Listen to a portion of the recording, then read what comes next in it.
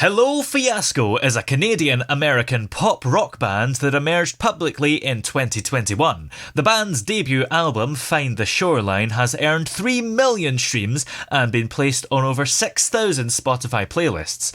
The album's first single, Hold Me Close, is now sitting over 700,000 streams, and the official YouTube video for the song has been viewed over 200,000 times.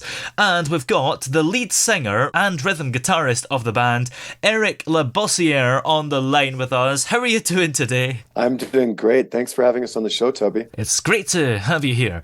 Your debut album, Find the Shoreline, sounds like it has a story behind that name because none of the actual songs are called that. So where did that title come from? The title comes from a lot of hard work and being lost at sea for a while. We before we released the album, which, as you know, has 12 songs on it, we'd actually recorded 23 songs over a period of a few years before we emerged publicly in 2021, which was kind of our long-term plan. And during that period of time, as everybody knows, we had some COVID happen. We had a lot of experiences getting together as a band because a few of us came from the Mailman's Children, and then we joined a couple of other players to create Fiasco. So we had a lot of trials and tribulations. We had a lot of doubts. Sometimes our belief was questioned. And so the name of the album, because the songs on the album are so personal and they mean so much to us, what happened is that we decided to have a name that had some kind of meaning to tie into our recording process and our getting together process of being lost at sea for a while, having some doubt, reservations, and in our mind, making it to shore. Yeah. And so finally we made it to shore. And so the album is about finding the shoreline, whether it's the songs or us as a band.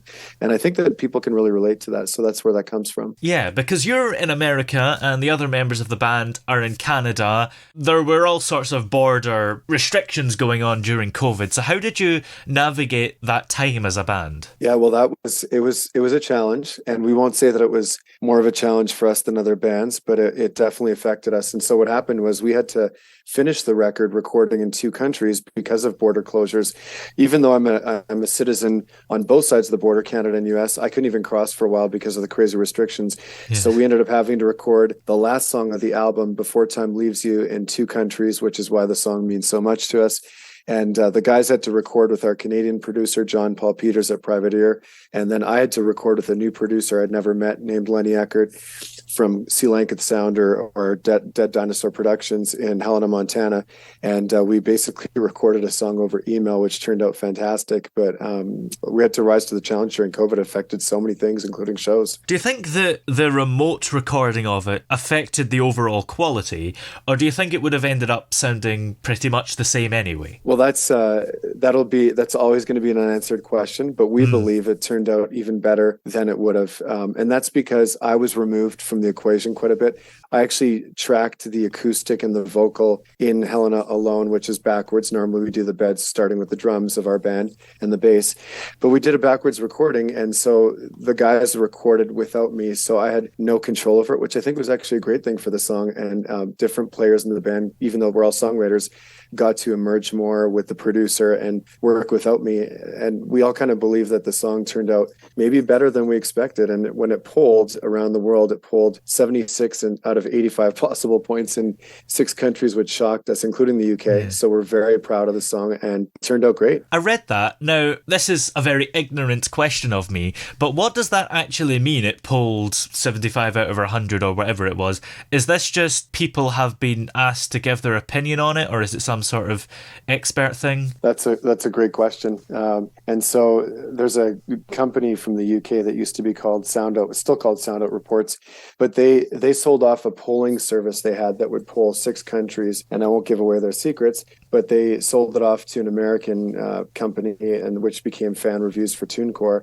And so there's several services like that out there. That's one that we use right now, and it polls the UK, the US, Canada, Ireland, Australia, New Zealand, 6 main music source countries, and it polls thousands of people, and they have to give an honest opinion of a paragraph about the song. They have to give it a rating and a ranking, and people can say what they want about polling, but if you want to meet the listener in the middle, all labels use some form of polling. And so because we have our own indie label, we decided to be big boy about it and get onto the business side of things and no longer just write music for ourselves like we used to do in our previous bands, and make it where we meet the listener in the middle, but we still write the music we love. That's our 50-50 rule. 50% for the listener, 50% for us. And the great thing about the album, Find the Shoreline, is that no two songs are the same. You've got Before Time Leaves You, which is a maybe slower, easy listening song, whereas Hold Me Close is like a full-on rock song. Right. And we were terrified going in because we had recorded 23 songs over a few years, and sometimes when you get in the studio, different things happen each time based on what's going on in our lives and with the songwriting. Meaning, I write the foundation of the song, so if I'm in a certain mood, it might shift somewhere. But in the end, we ended up making a pop rock record of acoustic and electric songs that we felt all did mix together. And so far in the reviews, that's what people are saying, that even though songs are different from one to another, it's still a cohesive Hello Fiasco sound, which we're pretty excited about. Yeah. Now, you've only emerged publicly in 2021, and you've already had 3 million streams on your album and had all sorts of incredible figures. How proud does that make you feel to have such big success so early on? Well, if you ask every member of the band or the team around us, we'd probably all have different answers. I'm extremely excited. But then if you ask me in 5 minutes when we get off the call and I'm doing promotion and radio and all kinds of different crazy work, it could be a different story. The reality is, though, we're all the entire team and everybody behind us. We are super proud of those numbers because we're a small indie label, which is called The Mailman's Children. We have our own publishing company. It's a lot of hard work. A lot of musicians are now turning to DIY. And this is why, because of what's going on with online access for musicians now, we can pull off these things. I don't know that I could have pulled this off with the band 10 years ago, but we're doing it now, so we're very proud of that. Now, the name of your label, as you say, is The Mailman's Children, and it's actually owned by the band, right? That's right, yeah.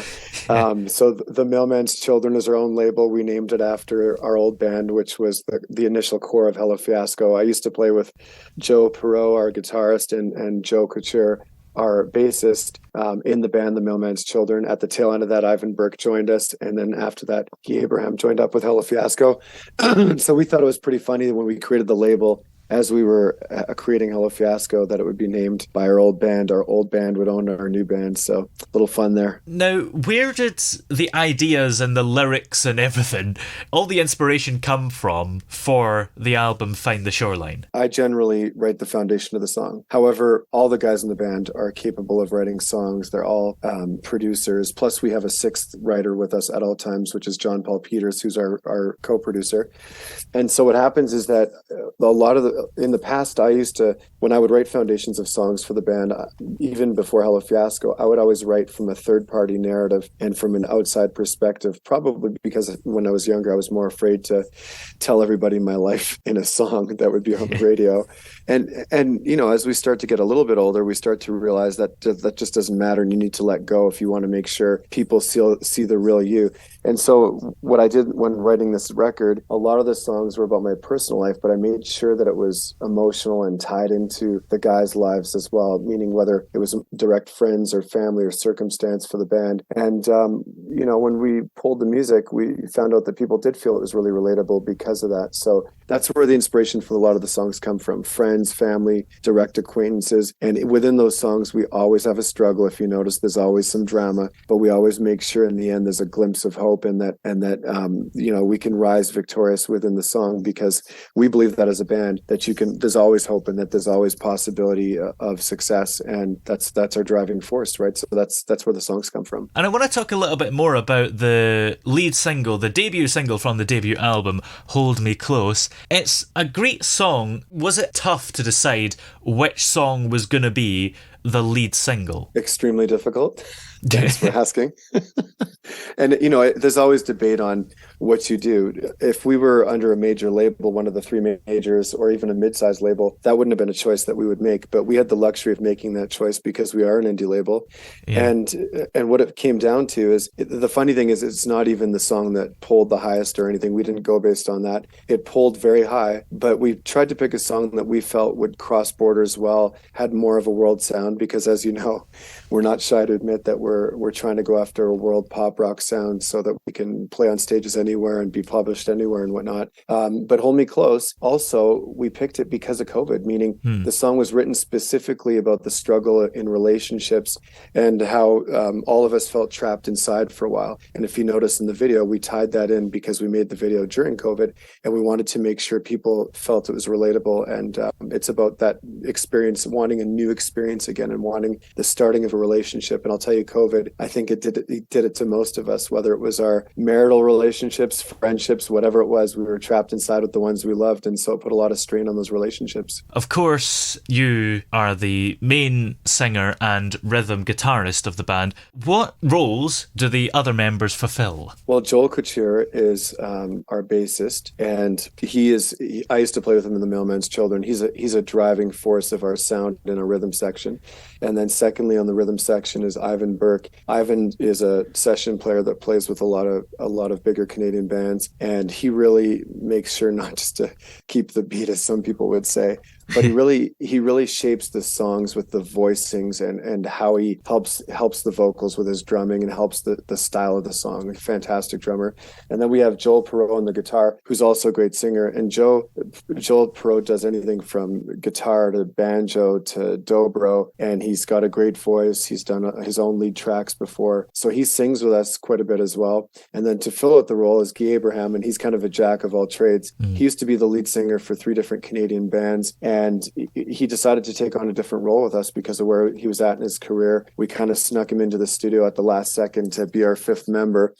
And he does anything from our Ableton and manages the brain of the band and all the synths and sounds. He also plays piano and keys, and we consider him a main backing vocalist. He is a big part of my voice that you hear on the record because he adds so much vocals to our sound. So that's the 5 guys. Yeah, that's quite a lot of instruments and different roles you've got. It's both sort of at the front and behind the scenes as well. Exactly. How much of what you do is behind the scenes? Because of course you've got your own record label and working on producing the music as well. Is that hard to not be completely overworked? It is definitely difficult, and we have to have reality checks once in a while. For the most part, I manage the band with Joel Couture. He's my business partner of Hello Fiasco, and we run the label, we manage everything together. And it's difficult for the both of us. We each have different things that we need to be doing constantly. We need to watch constantly. We need to work with our contacts and make sure that we don't overstep boundaries, but at the same time, we need to push. So it is a constant struggle where we have side things that we're doing with our respective families and our respective money income earning sources. Even though the band's earning some income, it's not earning what it needs to yet, as anybody would know in music. Yeah. And therefore, there's a constant pressure on musicians to do the DIY circuit, which is sometimes they want to give up the reins and hand it over to mid-sized labels or majors.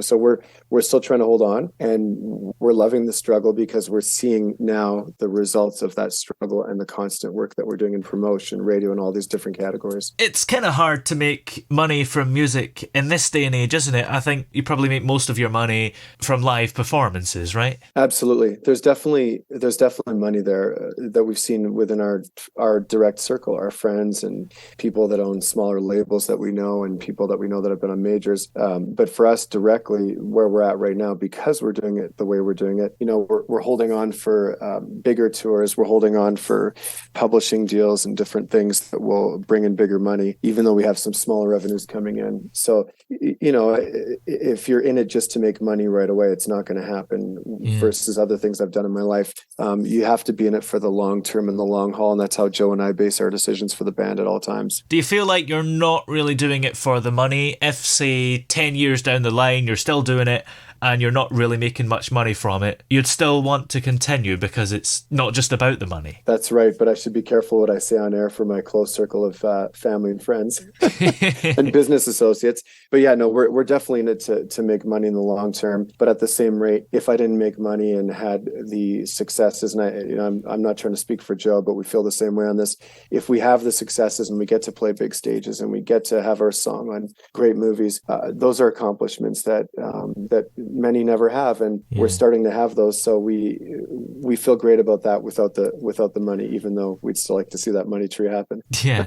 Now, a lot of bands and musicians I've interviewed tend to start out by releasing a song here and there, maybe go on to an EP, and then, gradually work their way up to bigger and bigger projects. But you guys have came out with an album straight away. What was the reason for doing that? Well, it's a great question, and it's a difficult one to answer without, spending hours. But the 2-minute version is there's 2 real answers here. Number one is that we had a lot of songs, and it would have been crazy for us to just put out one single and then ride that for a while and another single. Not that songs necessarily age, but at the same rate, we're not putting out music and enough content for our listeners. So that's one side of it. The other side is that even though the industry is really moving on singles and EPs for years now, and a lot of people are making their success, whether it's TikTok or releasing singles at all times, we didn't feel that was right for us because we believe in a collection of songs. We still have a classical approach to it and believe that albums are cool and that they're okay, and that's what we wanted for our listeners to see, an album right out of the gates. And we're hoping that the next thing we release is an album, even though we might put a single in between there. So that's kind of how we look at it. And is an album a good thing to use as a showcase? Because even though you still have an overall sound that's consistent, you might release a single first of all and somebody goes, that's not for me. But with an album, there might be some songs on there that are for them. So it's a good list of what you can do. I agree totally. We had a lot of pressures to release just singles from some of our contacts. And we stuck with our guns. And one of the reasons that we stuck with our guns is because we knew, not just from the polling, but the people around us, the reaction, the first times we played songs for people, everything. Because of a culmination of things, we knew that we had an album. We actually had an album. We didn't just have 1 or 2 singles with a bunch of fluff. We're very confident in the album, not just because of us and how we feel about it, but from the people and the reaction of all of our teams and our contacts and everything in our polling. And so we wanted to put out an album to show, hey, there's more to us than just 1 or 2 songs. We have not just a collection of songs, but we have diversity and strength and staying power, and we can keep doing this and writing great songs. Now, you mentioned that you had 23 songs already, and there are only 12 songs on the album, so we've got 11 missing songs here. Are they planned to come out in the future, or did they just not make the cut and that's the end of it?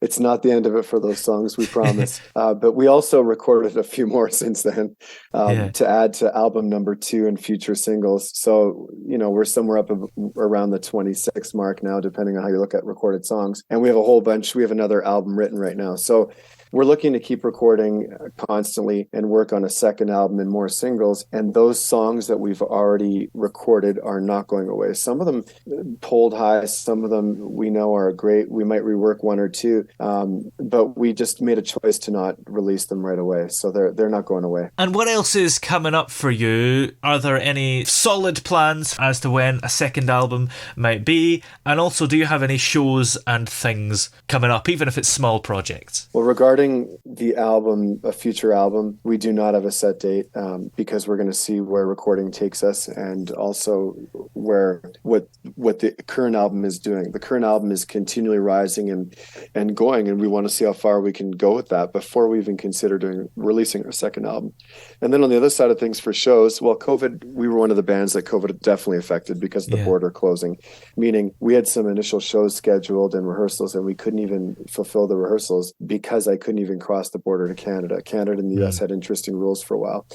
So we only started doing shows this year. We had our first couple of shows, big Canadian French festival, and then we did a big summer festival opening for some really known Canadian bands. And so what we're doing right now is getting ready for rehearsals in about a month or so. We've got a couple of Canadian shows on the calendar, and then we're going to do a whole bunch more in Canada and hopefully cross into the US with this firm that we're starting to work with and hoping to get things going. And out of interest, you're in the American side of the band, but you mentioned earlier that you also have Canadian citizenship and you've got a French second name. So is there a part of you that is Canadian? There's a big part of me that's Canadian.